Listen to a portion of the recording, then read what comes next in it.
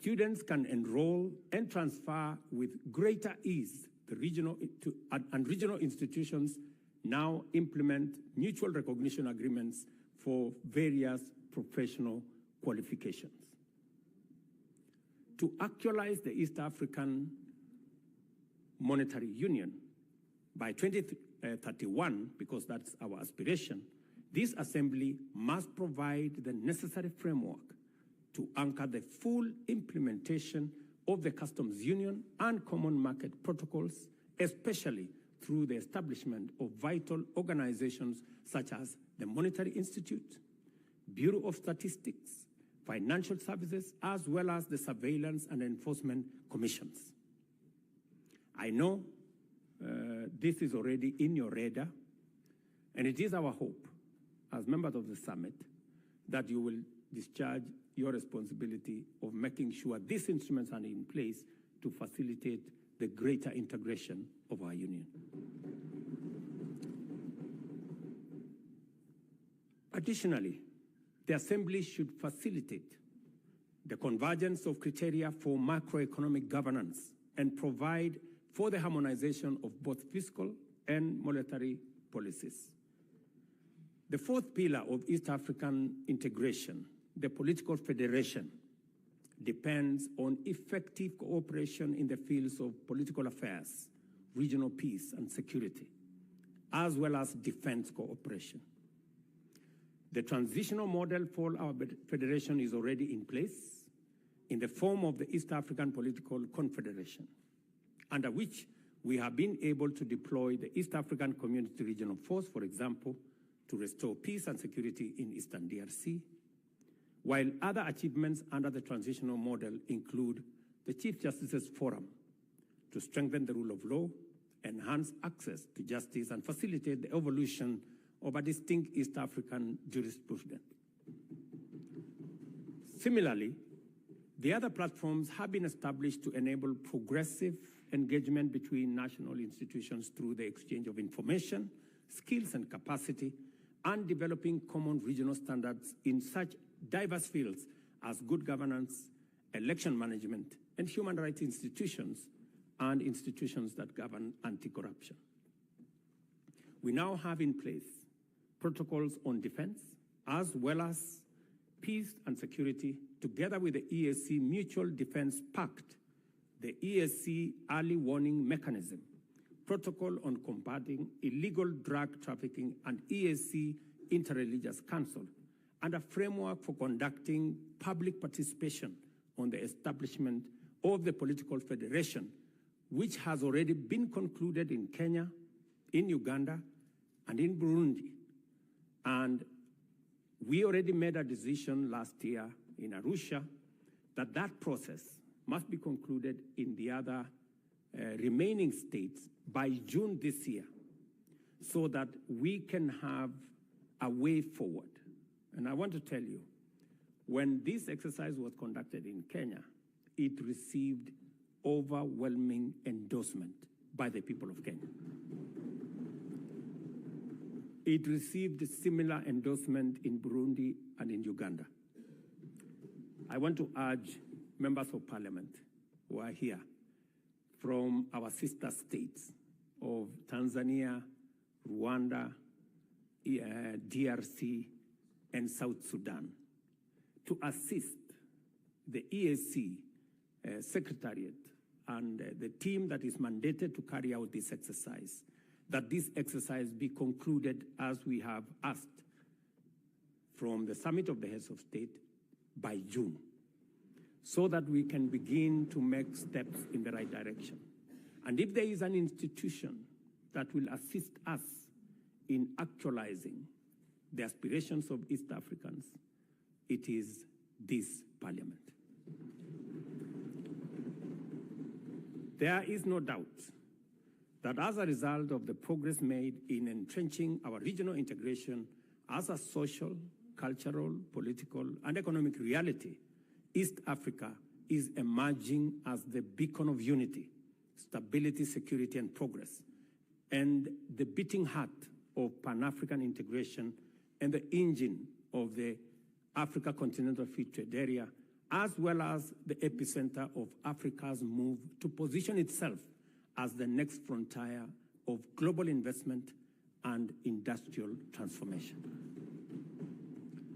That is why, honorable members, we have grown tremendously from 3 founding partner states to 8 countries, connecting the Indian Ocean to the Atlantic, serving 350 million citizens and forging a major market. These achievements are chiefly due to the contribution, to a great extent, by the East African Legislative Assembly. The work that this assembly does matters to us as governments and matters to the people of East Africa. We must therefore remain focused on what is at stake, committed to complete the outstanding work, and determined to do our very best at all times when called upon to serve the people of our region. Peace, stability, and security must remain our foremost concern because they are the foundations that underlie all pursuit of growth, development, and prosperity.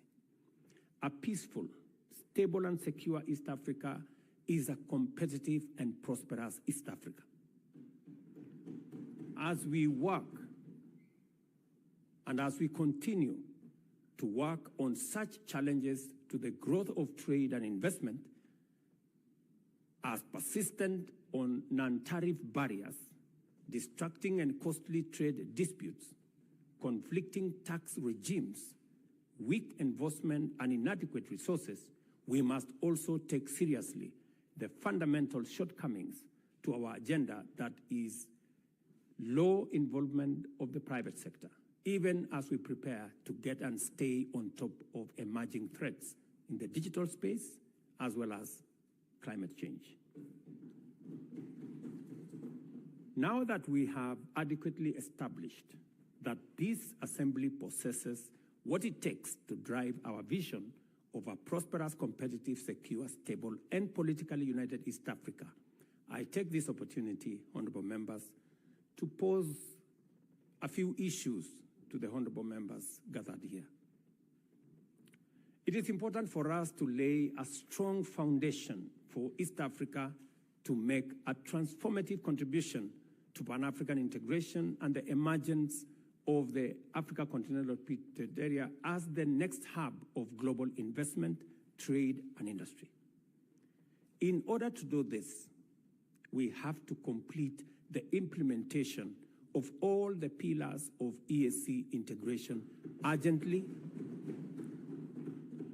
and equally critically align our integration agenda with a broader African transformational paradigm under the Africa we want.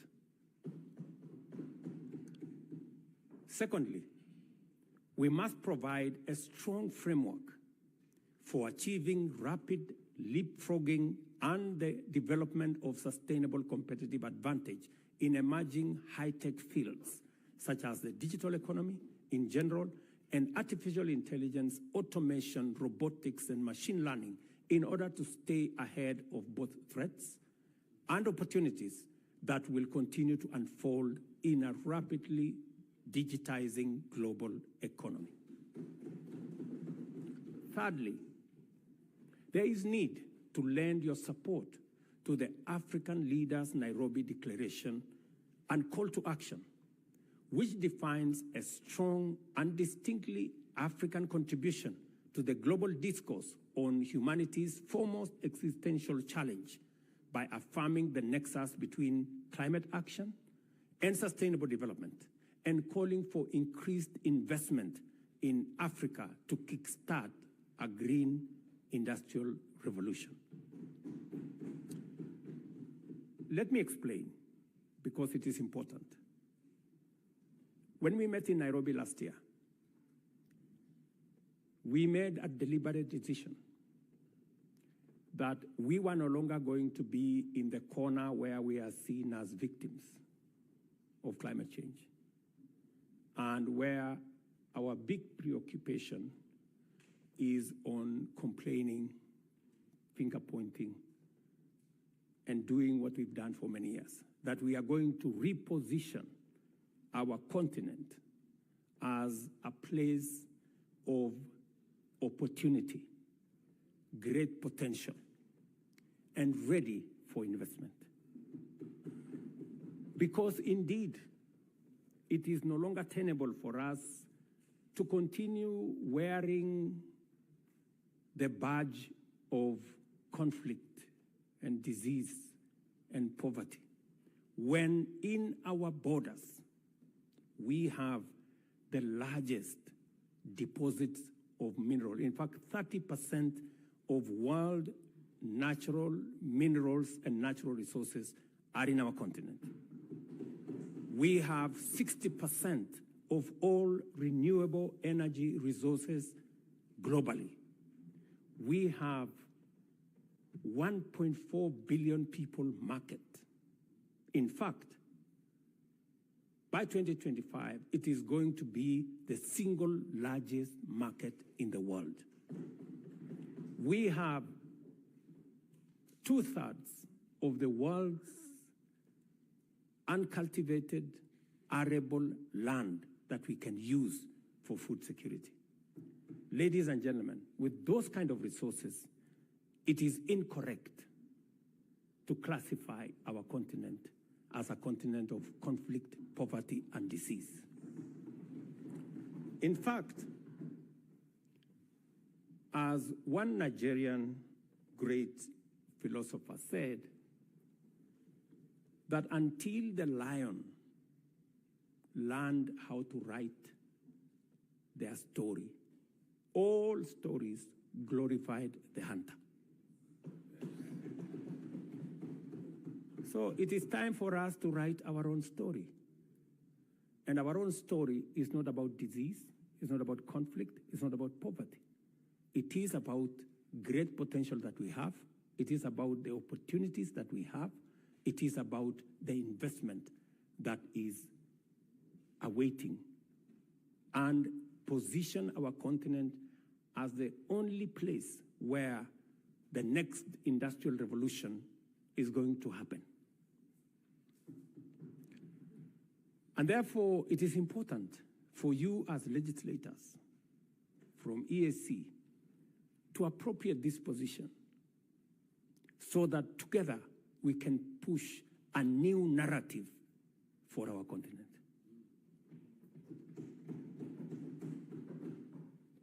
To ameliorate the resource constraints which persistently hamper our progress, this assembly is called upon to reflect deeply on the range of opportunities and the various ways in which it can complement national and regional efforts to mobilize and allocate more resources for the regional integration agenda. And as you do that, you must have in sharp focus what we are doing in EAC and how we can complement what we are doing as a continent. In particular, I challenge you to apply your deliberative bandwidth to the forthcoming World Bank Group's International Development Association, IDA Summit. And let me explain what we are going to do in this summit. When we had this conversation last year, and our development partners realized that we were changing the narrative about our continent and that we no longer wanted to be victims, we wanted to be part of the solution. They asked me to host the first IDA replenishment, what we are calling IDA 21 replenishment here in Nairobi, together with the World Bank. So we are going to host it on the 29th of April, 2024. And what is the conversation? The conversation here is East Africa will, for the first time, have the opportunity to witness from a close quarter and contribute to the important deliberations of critical implementation of our growth agenda and development. At this event, African leaders, including many from the global south and low-income countries,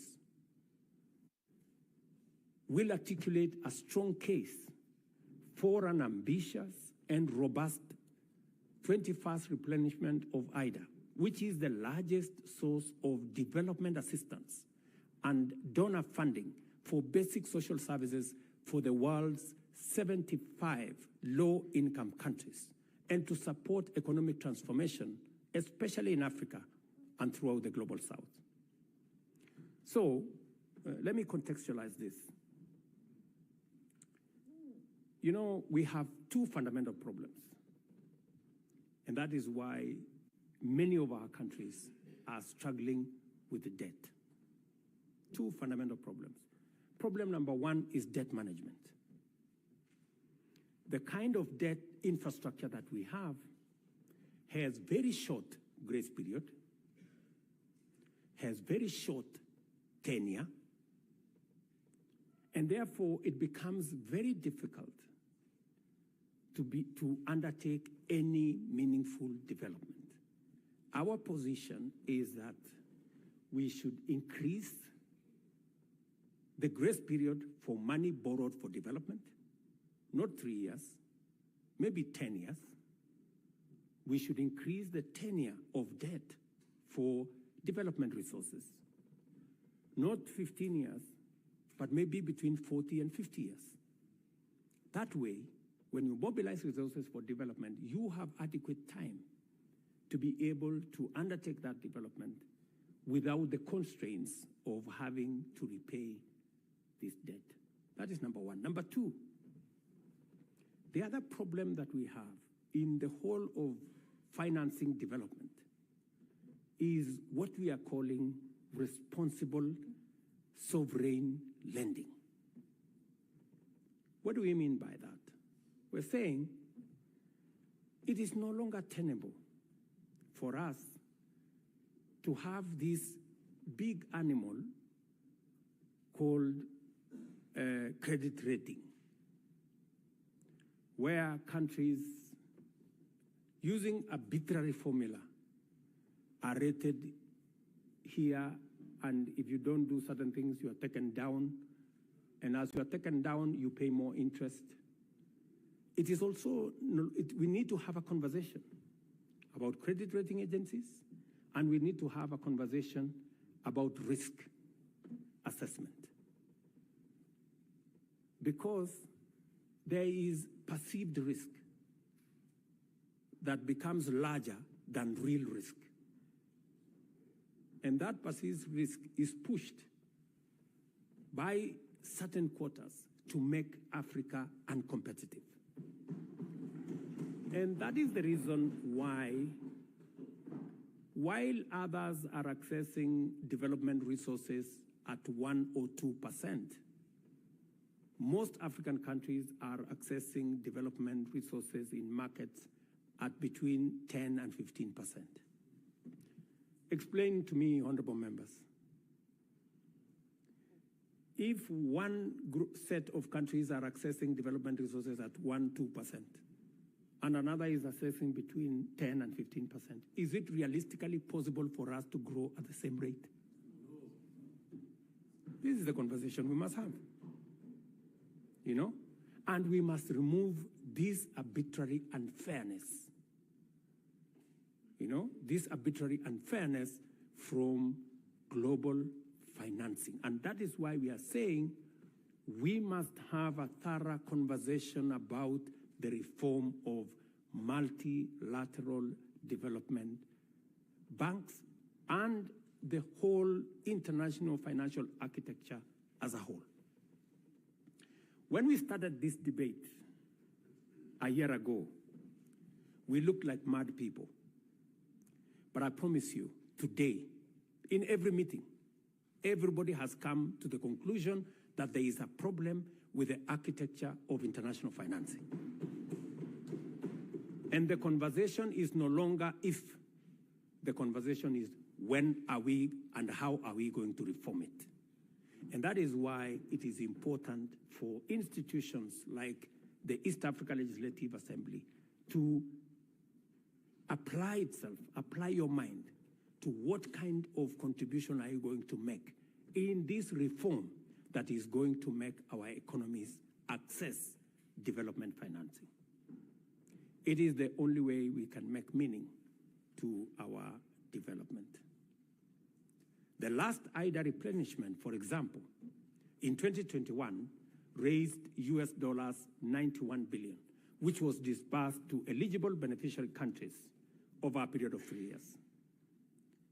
The Kenya Summit that we are holding in April aims to highlight to donors and other development partners critical priority target areas of development financing in Africa and in our region, make the case for a significantly higher level of financing in IDA 21 cycle, and support East African countries to effectively address development challenges and exploit the huge opportunities that we have in our region. This is the candid conversation we're going to have.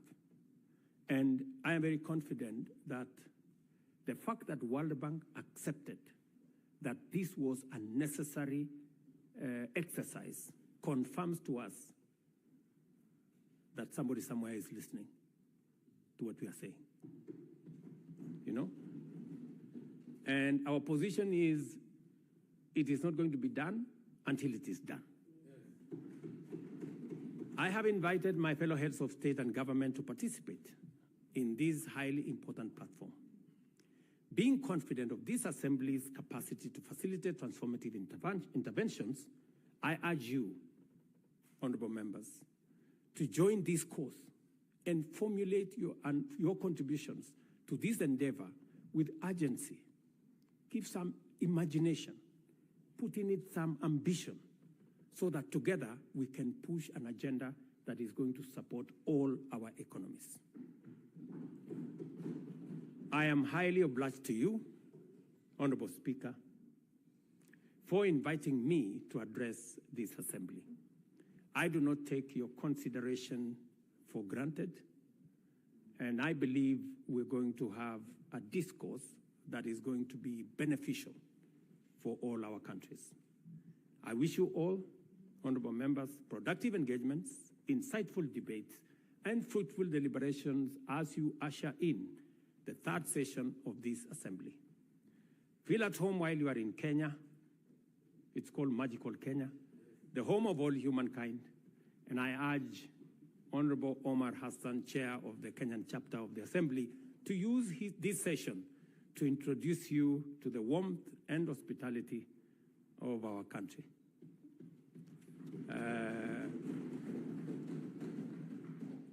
And I urge you, Honorable Hassan, to make that only in places that are licensed.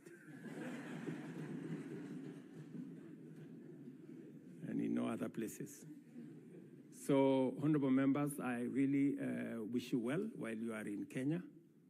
And maybe by conclusion, the Speaker did make reference to what we are doing as East Africa.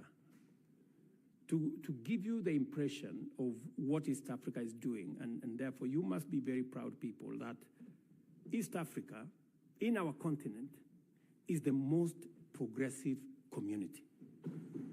Our trade, intra-trade between East African countries is the highest in the African continent.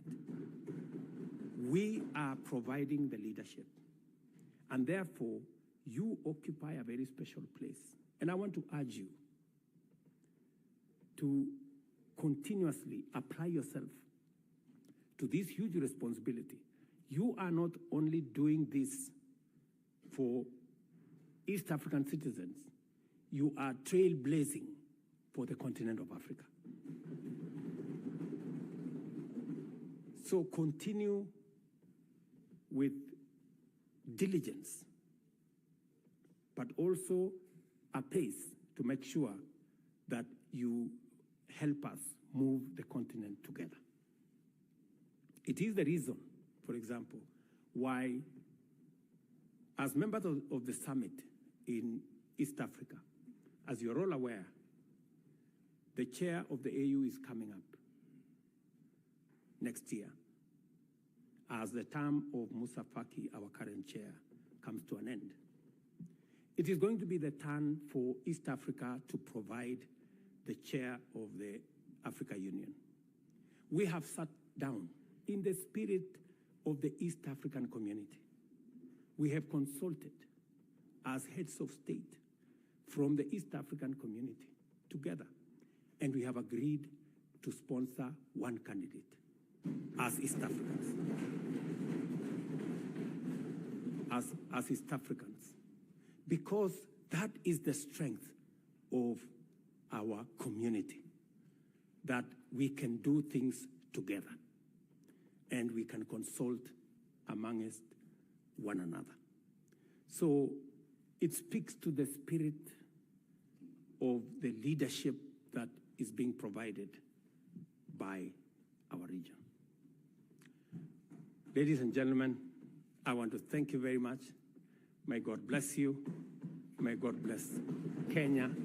May God bless East Africa. And thank you very much for listening to me. Asanteni sana.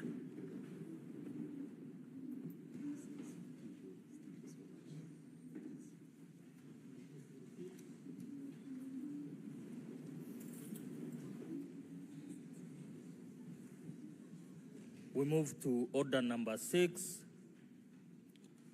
vote of thanks. Thank you, Your Excellency, Mr. President, for your great speech, statesman. We have learned, and as members of East African community, we'll have to implement many of your guidances. Now it's time for Honorable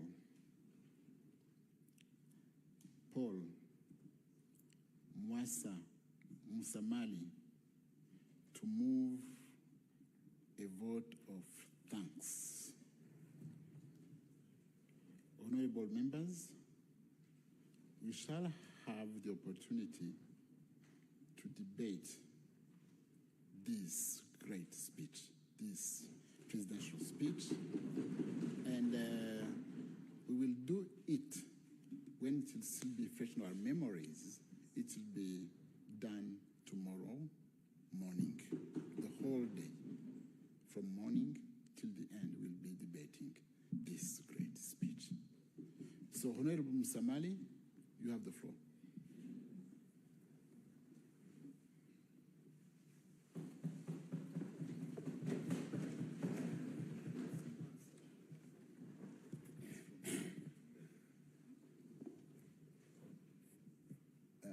Your Excellency, the President of the Republic of Kenya and a member of the East African Community Heads of States Summit,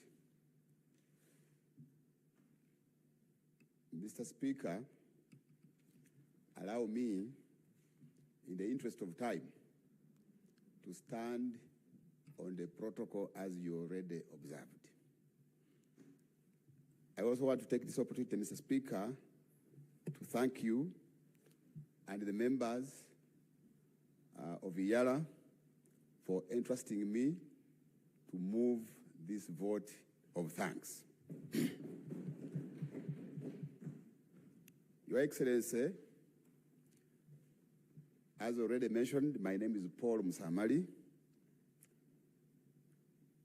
Among your people, where I come from, that is the Bukusu of Uganda. They say that when a big drum sounds, the small one cannot be heard. Now I'm conflicted because you have sounded a very big drum. But let me seek your indulgence and permission because of this wonderful and elaborate speech you have made. You allow me sound this small drum to thank you for this very important speech.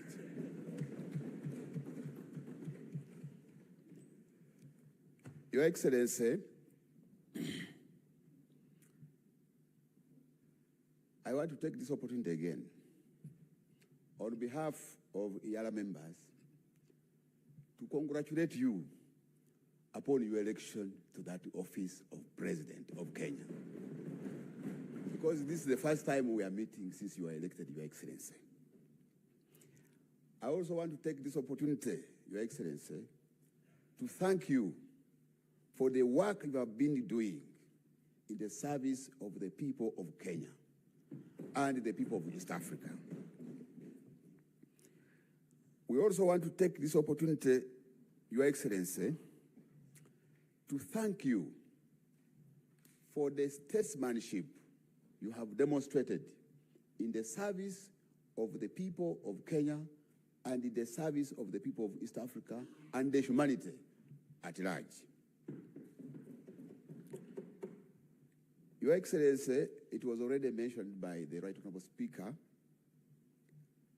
we are very happy when we see you having or taking on efforts to ensure the unity of the people of Uganda, of Kenya, and the people of East Africa, and Africa in general, Your Excellency. We were happy, in particular, when we saw you with President Yoweri Museveni and the Right Honourable Raila Odinga in Uganda. Incidentally, you were all armed with sticks. But you did not harm each other. And among cattle keepers, because I saw cattle behind you in the background, the sticks are basically used to ward off the wild animals, to defend those very animals. So we are happy that you are working very closely with the President of Uganda, with your other colleagues, heads of states of East Africa, but above all, even with the Right Honourable Raila Odinga. I'm sure that we are going to see bigger things come. We thank you, Your Excellency, for the speech you have delivered to this House. From what you have delivered, Your Excellency, I made some few notes, but I have come to understand that the integration of the East African community in particular and Africa in general is not a matter of luxury, but a matter of necessity. Because this is about our lives as the East African people and as the African people. As you may all be aware, honorable members and the public, Africa, just like the president has put it, we have been victims of circumstances. And some of the things were not the ones responsible. You are all aware, the African people were traded as slaves. We were herded as goods, as if we were cattle, into the market. They were calling them slave markets. Time came when the African people, we were divided. And that's why you see me, I'm the other side. And then the Right Honourable Wetangula is this side. We were divided as if they were dividing a loaf of bread. We were not responsible for that. Again, as we fought, because colonialism was physical, these colonialists withdrew. But as you are aware, they have come back in the form of neo-colonialism. In fact, this time, they are now controlling us both physically and virtually. They are smartly, they are now controlling us. Your Excellency, that is a serious threat to the African people, and it is therefore our responsibility for those of us in the leadership of Africa to ensure that we insulate Africa against these disruptive forces, Your Excellency. You have just given a number of examples, but let me just bring out two. The very last points you mentioned about debt management and responsible sovereign lending, right, Your Excellency. These are part of the disruptive forces. It is therefore our responsibility either to stand up, to be counted, or we again be hardened like they did before. Your Excellency, we have three points here which I want to bring to your attention. That for us to achieve our integration agenda, in fact, our mission and vision rotates around deepening cooperation and widening, deepening integration and widening cooperation. But it will take us to sacrifice if we are to achieve our integration agenda. Your Excellency, I want to bring to your attention three issues in as far as the integration agenda of East Africa is concerned. And you have talked about them. But while you are addressing us, you again gave us an assignment that can someone summarize what you have said? The blood started flowing very fast from my head to the toes because I had been asked to move a vote of thanks. I said, now, am I not going to have a retake in this assignment? But let me put it right, Your Excellency. In East Africa, so far as noted, we have made tremendous achievements. But if it were a child, we haven't started even crawling. This child is just starting to sit, and that's where East Africa is. One of the challenges which we have, right, Your Excellency, Your Excellency, and